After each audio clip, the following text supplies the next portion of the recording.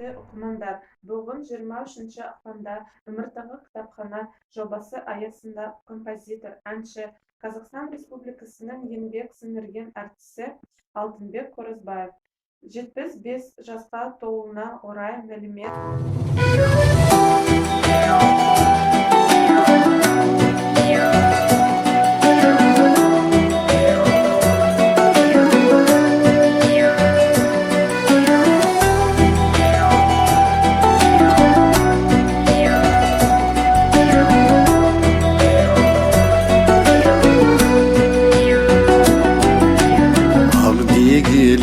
Appak kanarım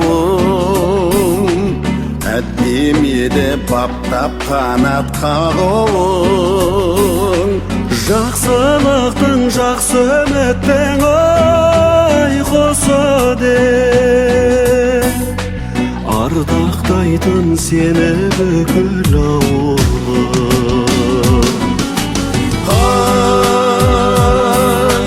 Жақсылықтың жақсы үміттің